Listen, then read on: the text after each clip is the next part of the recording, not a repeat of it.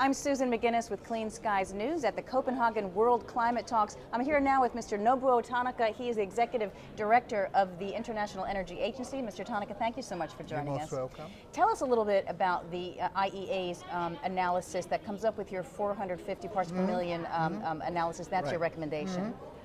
Well, we made a recommendation in the World Energy Outlook, and it is a really challenging trajectory. But we have seen many countries are pledging the targets, United States, Europe, Japan, and China, India. And we calculated these numbers and how we see these numbers relating to our 450 scenario. But you see them as achievable? Well, still it is not enough, unfortunately. These numbers are only leading us to the 550 scenario, which means 3 degrees centigrade increase, not 2 degrees. Even the 450 is larger than scientists recommend. Well, our 450 is exactly the level the scientists recommend. Okay. We are taking IPCC's assumption of 2 degrees centigrade increase by 50% of probability. That is our assumption. So we are not doing any additional climatologistic researches. We take it and then apply it to the energy sector investment. What kind of investment is necessary? Energy efficiency is a major part, more than half. Then in power sector, we have to really decarbonizing the power sector by renewable energy, by nuclear, and carbon capturing and storage. And for that, big investment is necessary. That's what we are predicting and asking the government leaders to send the market clearly the message. Otherwise, there are plenty of investors in the renewable energy or power plant or hybrid cars, but they will not move until the clear signal is coming. They are on the sidelines waiting to unleash investment. Exactly. So the last couple of your reports are sounding a little bit more urgent about inaction, about maintaining this business as usual scenario, which I know you guys are is one big concern. Yes. So your cost of this delay is $500 billion per year, and several years of that you say could actually jeopardize this 450 scenario? Definitely. If we don't decide this year, it's getting more and more difficult, because this year, fortunately, because of the economic crisis, CO2 emission declines together with energy demand. So in fact, the target of 2020, this year's trajectory is 2 gigaton or 2 billion tons less than the last year's. Means if we set the target now, that is very easy to achieve. So we call it window of opportunity.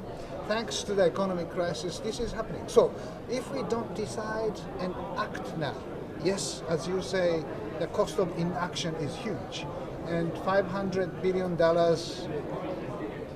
of 1 year's delay, and it will be accumulated, and eventually we cannot really achieve 450. And also the amount of investment that you say is required to reach that 450 scenario, $10.5 trillion from 2010 to 2030. Hearing the kind of numbers that have been put on the table so far, I mean, how can you be optimistic? Well, that is 10 trillion. It looks huge number, but if this is a whole period accumulation. So if you calculate in these 20 years time, it is about 500 billion. Or in the year 2020, the total investment necessary for that year is $400 billion in global sense. So half of it is in a developed country, the other half is in non-OECD developing countries. So it means $200 billion. $200 billion, then how much northern countries help south? The UK is saying $100 billion. If $100 billion is what the transfer happens, that is half of the money invested in a developing country. So there comes, the number is coming closer to that. We are not saying how much the developed country should help. It is up to the negotiation.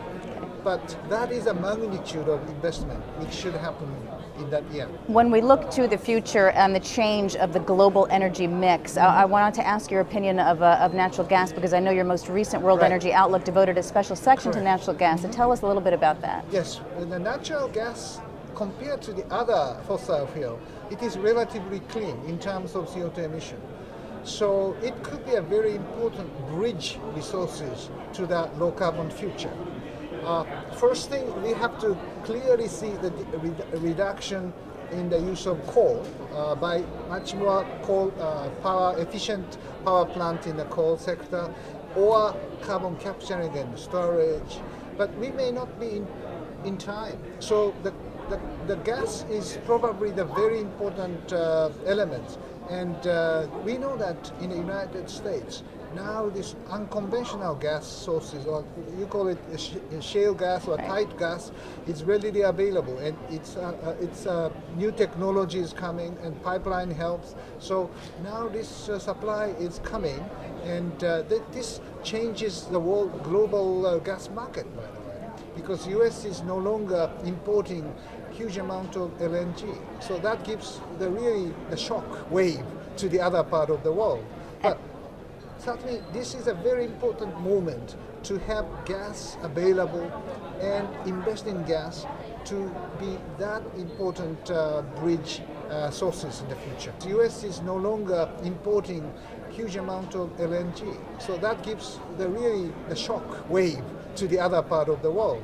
But certainly, this is a very important moment to have gas available and invest in gas to be that important bridge sources in the future. And the importance of gas coming from the U.S. shale formations and other kinds of unconventional gas in the U.S., do you see it as important, the global shale picture as well? Do you see all of that being developed, shale, elsewhere around the world? Yes, well, I think there are plenty of resources of shale gas or unconventional gas all around the world. But certainly technologies in the US. So if it is applied, certainly possibility. But certainly other infrastructure, pipeline is necessary, or facilities like LNG, or incentives to give this investment happens is also important. So certainly all these elements is necessary, but there are plenty of potential in other countries like Europe or China or Asia, Australia. Yes, unconventional gas is there. And so how large a part of that do you see playing? Give us the pie of the future. How much natural gas is there? Talk about renewables. You talked a little bit about nuclear earlier today. Yes. How do you see the future mix with the fuel switching that we may see from agreements like here? That is a good question. In fact, we still heavily depend on fossil fuel, even with the 450 trajectory. 66% or 67% of our primary energy demand still comes from fossil fuel, even with 450 scenario. Currently, its number is about 82%, so it declines, but majority is fossil fuel. So the gas certainly is important. And will that grow in the fossil fuel? Gas will stay almost same level, while coal declines. Coal will decline despite oil, CCS. Oil declines a little bit, yes, because when the CCS comes, yes, coal could be cheaper and available, abundant resources. So in that case, if CCS happens, if renewable really happens and nuclear comes, maybe gas may decline. So this is all mutual kind of availability of technologies. Currently, we think even with 450, we need 17% more gas supply than now. We need huge increase there. This may be more if the renewable energy or nuclear or CCS is not yet available in 2030. So it depends on the development or deployment. And even as they do develop the renewable and the intermittent sources, will natural gas grow as backup power? Yes, correct. Yeah. And by 17% in our scenario by 2030. Okay. That is correct.